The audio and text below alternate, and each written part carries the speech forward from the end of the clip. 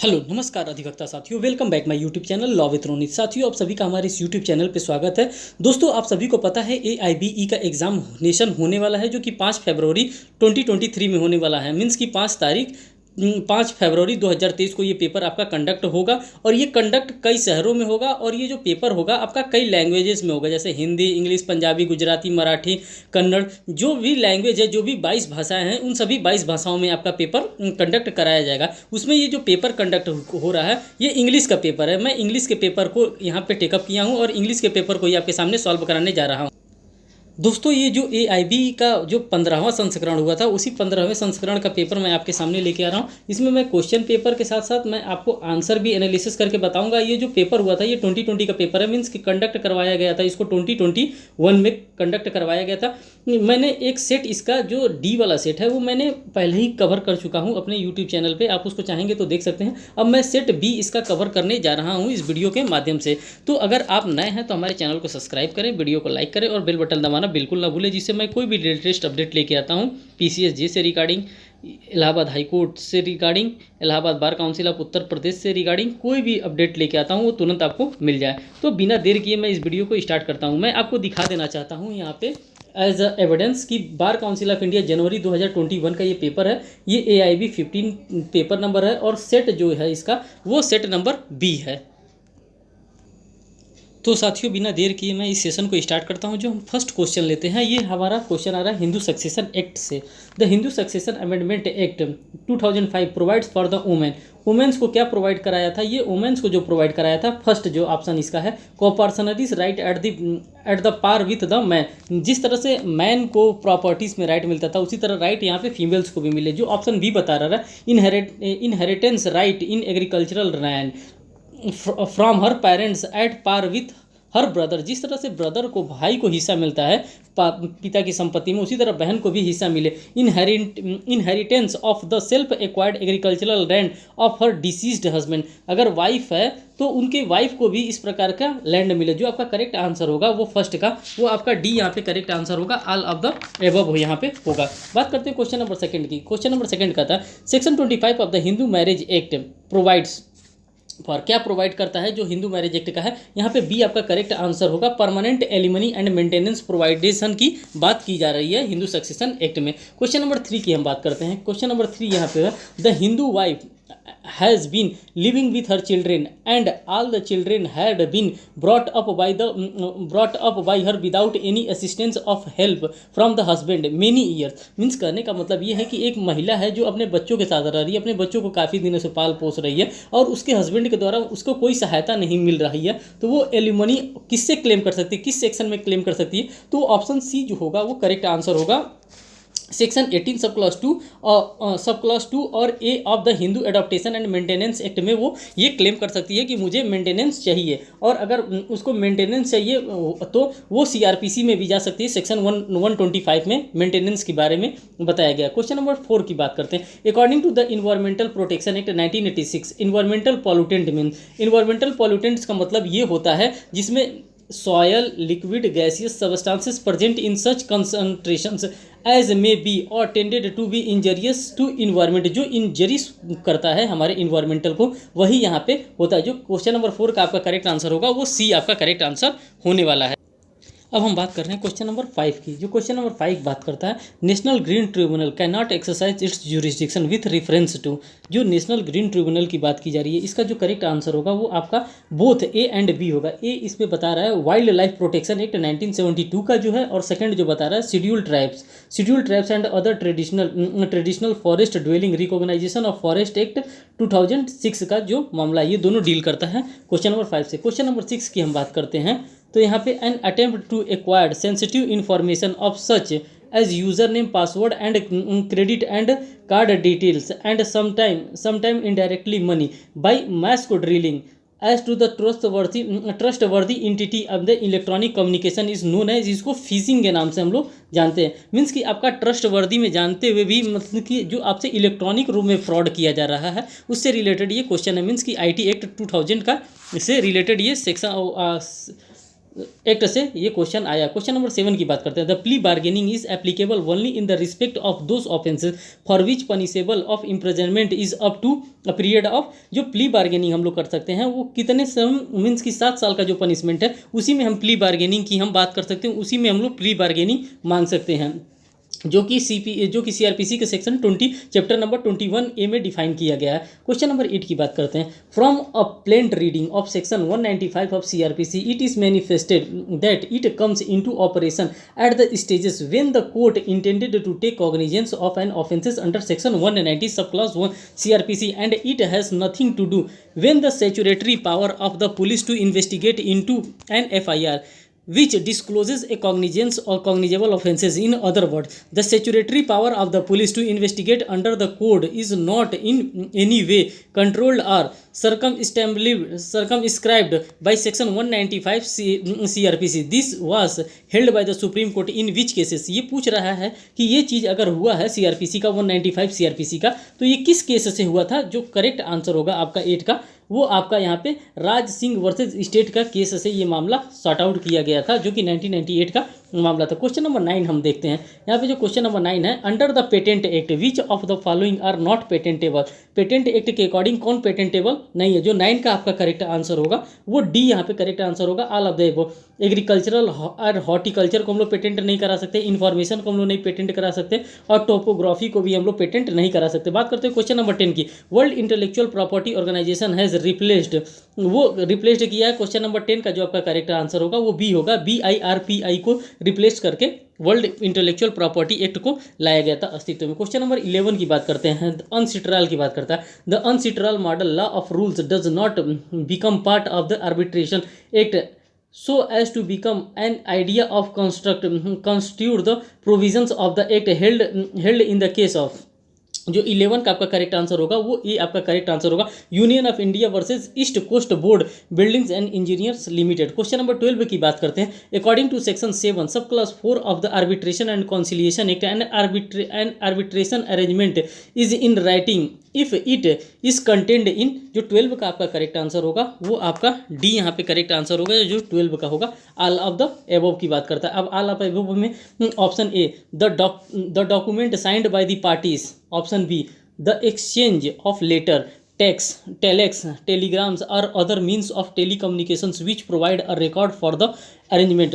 Option C बता रहा है the exchange of statements of claim and defence in which the existence of the agreement is alleged by one party and does not denied by the other party. तो यहाँ पे जो आपका question number 12 का जो करेक्ट आंसर होगा वो आपका डी आपका करेक्ट आंसर होगा। बात करते हैं क्वेश्चन नंबर 13 की। जो question number 13 waiver of right to object defence from arbitration agreement mentioned under. जो सेक्शन जो क्वेश्चन नंबर 30 का आपका करेक्ट आंसर होगा वो यहाँ पे जो खाली जो फिल इन द ब्लैंक्स में दिया यहाँ पे section 4 of the arbitration and conciliation act होगा। जब आर्बिट्रेशन एंड कॉन्सिलिएशन एक्ट 1996 का आप लोग पढ़ेंगे तो उसमें आपको दिखाएगा, जिसको हम लोग ADR मैकेनिज्म के नाम से भी जानते हैं, अल्टरनेटिव डिस्प्यूट रेजोल्यूशन, जिसको मध्यस्थता सुलह समझौता के नाम से भी हम लोग जानते हैं। क्वेश्चन नंबर 40 देखते हैं। 14 imposition of compensatory cost in respect of false or vexatious claim or defense is dealt under। Question number 40 का जो आपका करेक्ट आंसर होगा 14 का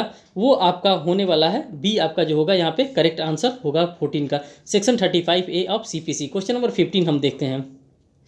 Which provision under the code of civil procedure deals with the substitute services of the summon upon the defendant। जो 15 का आपका correct answer होगा वो सी आपका करेक्ट आंसर होगा, ऑर्डर 5 रूल 20 यहाँ पे करेक्ट आंसर होगा। क्वेश्चन नंबर 16 की बात करते हैं। The utility of public interest litigation. जो यूटिलिटी होती है पब्लिक इंटरेस्ट लिटिगेशंस की ये कहाँ से बढ़ने लगा। जो 16 का आपका करेक्ट आंसर होगा वो डी आपका करेक्ट आंसर होगा।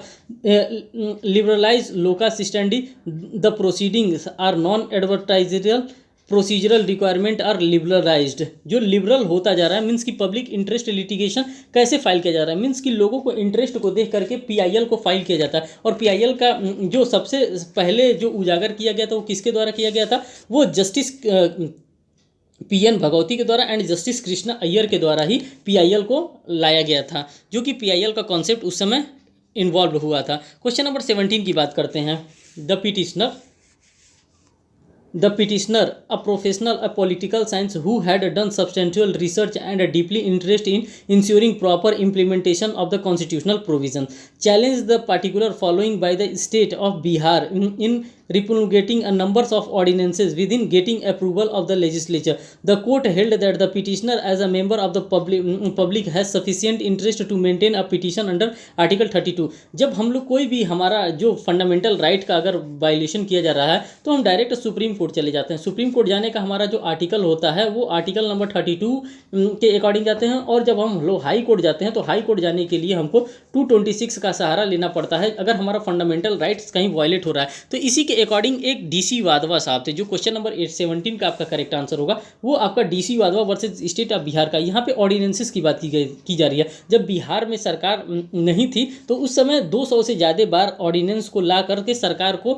गुमराह करने की कोशिश की गई थी। इसी को देखते हुए एक जो सोशल साइंस के विद्यार्थी थे, प्रोफेसर थे, उनके द्वारा एक केस फाइल किया गया था कि जो कि DC Wadhwa versus state of Bihar के नाम से ये केस फाइल किया गया था। क्वेश्चन नंबर 18 को हम देखते हैं।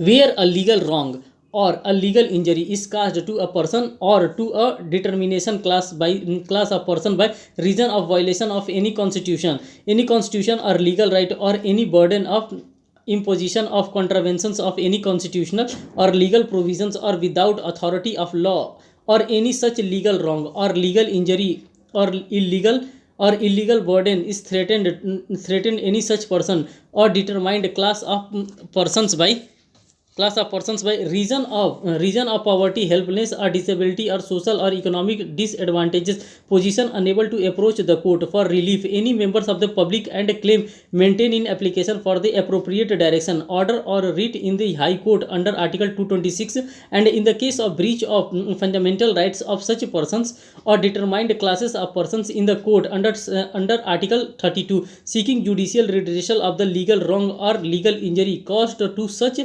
person और determined class of persons, justice Bhagwati in this case. इस केस में क्या बताया गया था, जो आपका ये क्वेश्चन नंबर इतना लंबा चौड़ा क्वेश्चन नंबर है, क्वेश्चन नंबर 18, जो क्वेश्चन नंबर 18 का आपका करेक्ट आंसर होगा यहाँ पे सी आपका करेक्ट आंसर होगा। ये केस आया था SP Gupta versus union of India का मामला था। ये एक पीआईएल के बारे में बताया जा रहा है कि अगर किसी भी लोगों का अगर लीगल फंडामेंटल राइट अगर वायलेट किया जा रहा है तो आर्टिकल 32 के अकॉर्डिंग हम सुप्रीम कोर्ट ऑफ इंडिया जा सकते हैं। अगर हमको हाई कोर्ट जाना है तो आर्टिकल 226 के अकॉर्डिंग हम supreme court of high court किसी स्टेट के भी हाई कोर्ट में हम जा सकते हैं। और ये जो ईजाद किया गया था, जो पीआईएल का कॉन्सेप्ट, वो जस्टिस पीएन भगवती और कृष्णा अय्यर के द्वारा स्टार्ट किया गया था। यही इस क्वेश्चन में बताया जा रहा है। क्वेश्चन नंबर 19 की हम बात करते हैं।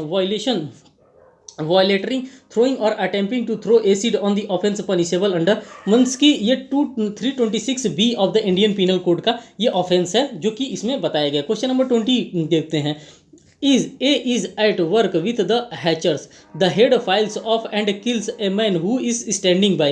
Here, if there was no want of proper caution on the part of A, his act is option C जो यहाँ पे होगा करेक्ट आंसर होगा। अगर आपको कहा गया है कि आपको कहीं भी जाना है विथ क्योर एंड कॉशन के साथ जाना है, अगर आप वहाँ पे क्योर और कॉशन के साथ नहीं जा रहे हैं, अगर कोई भी ऑफेंस कमिट हो जाता है तो उसके लिए वो लाइबल नहीं होगा। बात करते हैं क्वेश्चन नंबर 21 की।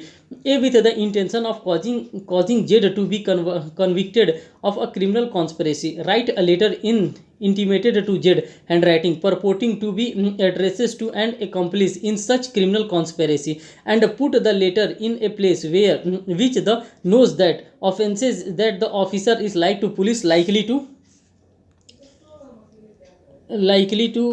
एक minute likely to search. A has committed an offense under, जो 21 का आपका करेक्ट आंसर होगा वो यहाँ पे 21 का बी आपका करेक्ट आंसर होगा। सेक्शन 192 ऑफ आईपीसी की बात करता है। क्वेश्चन नंबर 22 की बात करते हैं। Under section 70 of the Indian contract act, where a person lawfully does anything for another person's और delivery anything to him not intended to do so gratuitously, and such other persons enjoys the benefit thereof, the latter is bound to make compensation for the form in the respect of, or to restore the things so done or delivered. This principle is known as, जो 22 का आपका correct answer होगा वो आपका सी होगा। Quantum merit के base पे कोई भी अगर हम लोग निर्णय देते हैं तो क्वांटम मेरिट के बेस पे ही कोई निर्णय दिया जाता है। बात करते हैं क्वेश्चन नंबर 23 की।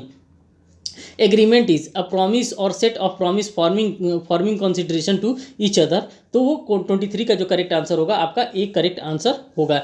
24 की बात करते हैं। Under the land acquisition act the expression land include, land में क्या इंक्लूड होता है, मीन्स कि 24 का आपका जो करेक्ट आंसर होगा वो डी होगा। All of the above, land में benefit arising of the land, thing attached to the earth, thing permanently fastened and attached to the earth. जो भी चीज़ लैंड से अटैच्ड है उसको हम लोग लैंड के रूप में मानते हैं। क्वेश्चन नंबर 25 को देखते हैं। टेम्पोररी ऑक्यूपेशन ऑफ वेस्टेज और wastage are available land procedure when differences as to compensate exist is provided under. जो 25 का जो आपका करेक्ट आंसर होगा वो सी आपका करेक्ट आंसर होगा, section 35 of the land acquisition act. Question number 26, according to the income tax act zero coupon bond means a bond. जो 26 का आपका करेक्ट आंसर होगा वो यहाँ पे 26 का आपका करेक्ट आंसर जो होगा वो डी आपका करेक्ट आंसर होने वाला है। बात करते हैं क्वेश्चन नंबर 27 की। Provisions relating to GST are inserted in the constitutional body. वो 101वां संविधान संशोधन के द्वारा, कॉन्स्टिट्यूशनल बॉडी के द्वारा, या द कॉन्स्टिट्यूशन 101 मीन्स कि 101वां संविधान संशोधन के द्वारा जीएसटी को संविधान में डाला गया था। क्वेश्चन नंबर 28 की हम बात करते हैं। The supreme court has legalised living wills and passive euthanasia subject to certain condition in the case of ये जो केस बताया गया है ये 28 का आपका जो करेक्ट आंसर होगा वो बी आपका करेक्ट आंसर होगा। Common cause versus union of India के केस में बताया गया था। यहाँ पे अनुराग रामचंद्र शानबाग के केस में बात उठा था active euthanasia and passive euthanasia. Active euthanasia और पैसिव यूथेनेसिया एक प्रकार का डेथ है कि मीन्स कि एक्टिव में मीन्स कि तुरंत मार दिया जाता है और पैसिव में धीरे धीरे सपोर्ट सिस्टम को हटाया जाता है। तो इसकी मंजूरी जो दिया गया था वो common cause versus union of India के केस में दिया गया था। अरुणा रामचंद्र शानबाग के केस से स्टार्ट किया गया था लेकिन जो मंजूरी दिया गया था वो कॉमन कॉज के केस से दिया गया था। बात करते हैं क्वेश्चन नंबर 29। आर्टिकल 310 मीन्स कि 310 ऑफ कॉन्स्टिट्यूशन मेंशन्ड अबाउट। 29 का जो आपका करेक्ट आंसर होगा वो डी आपका करेक्ट आंसर होगा। Doctrine of pleasure with reference to the civil servants. Question number 30 देखते हैं।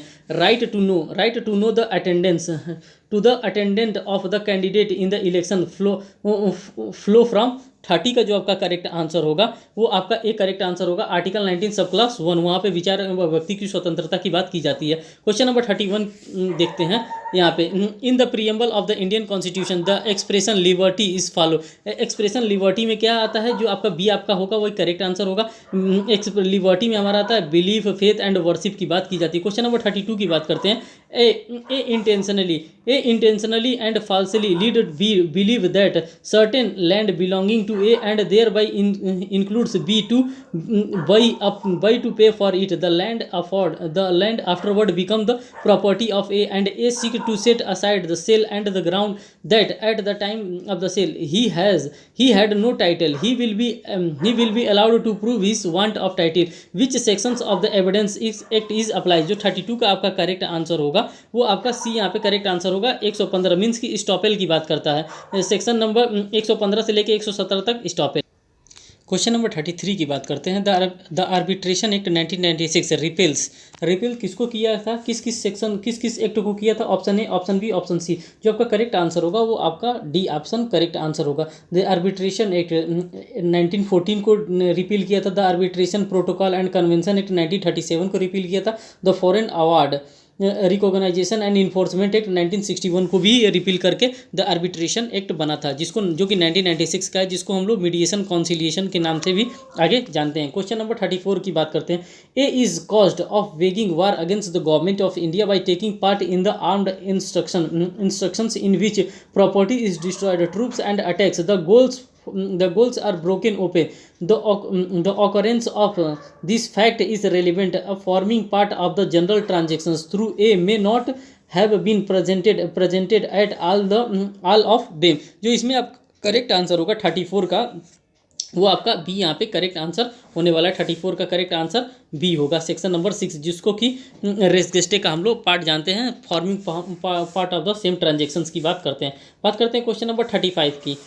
यहाँ पे दिया सेक्शन 110 मीन्स कि 110 of evidence act deals with, जो 110 एविडेंस एक्ट होता है वो डील करता है burden of proof as to ownership से रिलेटेड है। क्वेश्चन नंबर 36 की बात करते हैं। Section 1113A of the Indian evidence act deals with the, जो 113A है वो डील्स करता है प्रिजम्पशन से। प्रिजम्पशन किस टाइप का प्रिजम्पशन, जो 36 का आपका करेक्ट आंसर होगा वो डी होगा। Presumption as to abetment of suicide by the married women, की प्रिजम्पशन माना जाता है कि मैरिड वुमेन के द्वारा ये क्या किया गया, सुसाइड किया गया। विस मेजर मीन्स का मतलब होता है एक्ट ऑफ गॉड होता है। क्वेश्चन नंबर 38 का, according to the classical doctrine of act of state in law of टॉट मीन्स, जो 38 का आपका करेक्ट आंसर होगा वो आपका यहाँ पे ए होगा। An act of the sovereign power of the country that cannot be challenged, controlled, or that cannot be challenged, controlled or controller interfered by the municipal court, जो 38 का आपका करेक्ट आंसर होगा वो आपका ए यहाँ पे करेक्ट आंसर होने वाला है। बात करते हैं क्वेश्चन नंबर 39 की। अब टॉट लॉ से देखिए क्वेश्चन यहाँ पे आने लगा। In torts all persons who aid और काउंसिल और डायरेक्ट और join in the committal of a wrongful act are known as, 39 का जो आपका करेक्ट आंसर होगा वो बी होगा। यहाँ पे ज्वाइंट फीजर की बात की जाती है, मीन्स जिसके द्वारा टॉट कमिट कराया जाता है, जिसके द्वारा टॉट कमिट किया जाता है उसको टॉट फीजर के नाम से जाना जाता है। क्वेश्चन नंबर 40 देखते हैं। The principle of res judicata it's dealt with, जो रेस जुडिकाटा का प्रिंसिपल डेल्ट करता है। क्वेश्चन नंबर 40 का आपका सी आंसर होगा। यहाँ पे 11 जो होता है under section 11 of the CPC, यही रेस जुडिकाटा को प्रिंसिपल को देता है। क्वेश्चन नंबर 41 देखते हैं। Section 14 of the CPC deals with, section 14 जो है वो डील्स करता है, जो आपका सेक्शन नंबर क्वेश्चन नंबर 41 का जो करेक्ट आंसर होगा वो बी होगा। Presumption as to the foreign judgment से ये डील करता है। 41 वाला क्वेश्चन। बात करते हैं क्वेश्चन नंबर 42 का। A resides in Delhi punishable in Kolkata, publish in Kolkata statement defamatory of B में स्यू, बी उसको कहाँ पे सू कर सकता है, यहाँ पे डी आपका जो होगा करेक्ट आंसर होगा। इधर इन कोलकाता और दिल्ली में भी कहीं पे भी सू कर सकता है। Question number 43, the national consumer dispute resolution commission was constituted in the year, जो 43 का आपका करेक्ट आंसर होगा वो आपका ए वाला करेक्ट आंसर होगा 1988। जो क्वेश्चन नंबर 44 हम देखते हैं। which is the what is the limitation period applicable of the three forum in entering a complaint under the Consumer Protection Act 1986, जो 44 का आपका करेक्ट आंसर होगा वो आपका यहाँ पे डी आपका करेक्ट आंसर होगा। कि मीन्स एक 2 साल का लिमिटेशन पीरियड दिया जाता है किसी भी केस को फाइल करने के लिए, तो यहाँ पे भी 2 साल का लिमिटेशन पीरियड दिया गया। अगर इस 2 साल के लिमिटेशन पीरियड में आप फाइल कर लेते हैं तो अच्छी बात है, नहीं करते हैं तो उसका आपको कारण बताना पड़ता है कि किस लिए आप नहीं फाइल किए। क्वेश्चन नंबर 45 को हम लोग देखते हैं।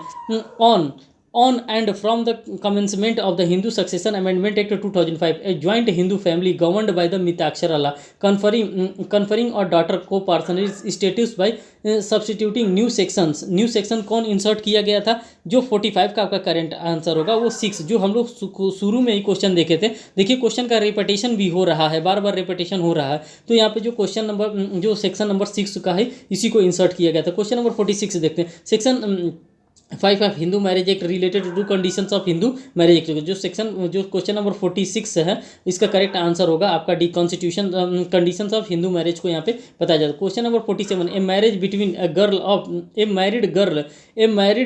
अ girl of 22 year marriage and her maternal uncles 23 year in accordance with the special marriage act, such marriage is इसको वॉइड एब इनिशियो इसको कहा जाएगा, क्योंकि इस प्रकार का हिंदू मैरिज एक्ट में शादी नहीं होता है, इस विवाह को वॉइड कहा जाता है। क्वेश्चन नंबर 48 देखते हैं। Under section 82 of the Indian penal code nothing is an offence which is done by a children under the age of 7 year, अगर 7 साल के बच्चे के द्वारा कोई भी ऑफेंस किया जा सकता है तो उसको ऑफेंस की कैटेगरी में नहीं डाला जाता है। क्वेश्चन नंबर 49 देखते हैं। R versus Dudley and Stephen stand for the principle, जो नेसेसिटी के सिद्धांत से ये डील करता है। Question number 49। क्वेश्चन नंबर 50 देखते हैं।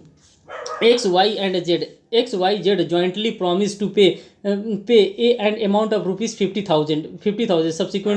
Subsequently X, Y become unsuitable, can be compelled Z to pay, यहाँ पे जो लाइबल होगा जो 50 का आपका करेक्ट आंसर होगा वो ए आपका होगा। ए कैन अंडर सेक्शन 43 पारा 1। तो दोस्तों ये रहा 100 क्वेश्चन का ये सेट है। अभी तक तो मैंने आपको 50 क्वेश्चन करा दिए, अब 50 क्वेश्चन जो है वो नेक्स्ट सेशन में मैं आपको नेक्स्ट पार्ट के वीडियो में मैं आपको वो करा दूंगा। तो दोस्तों AIB जो भी एग्जामिनेशन को देने वाला है वो ध्यान से इस पेपर को सॉल्व करें तो उसको पता चल जाएगा कि AIB निकालना कितना आसान उसके लिए हो जाएगा। जब कभी भी वो पेपर देंगे एआईबी का, तो उनको अगर इस टाइप के क्वेश्चन वो कवर किए रहेंगे तो उनको बड़ा आसान होगा इस चीज़ को वहाँ पे क्वेश्चन को सॉल्व करने के लिए। दोस्तों, मैं उम्मीद करूंगा कि आप इस वीडियो को एक से ज़्यादा 2 बार देखिए, 3 बार देखिए। जितने से ज़्यादा बार आप देखेंगे उतने से ज़्यादा आपका ये क्वेश्चन क्लियर होता जाएगा। और इसी लेवल पे क्वेश्चन आता है। मैंने एआईबी का जो पेपर नंबर सेट नंबर 15 भी कराया, इसके बाद से मैं इसका सेट जो है 16 भी कराऊंगा। 17 का एग्ज़ाम देना ही है आप लोगों को। और अभी सेट बी मैं करा रहा हूँ, सेट डी मैंने करा दिया है। आप उसको भी चाहेंगे तो हमारे चैनल पे बना है, आप उसको देख सकते हैं। तो इसी वीडियो के साथ हम आज से थैंक यू बोलना चाहते हैं।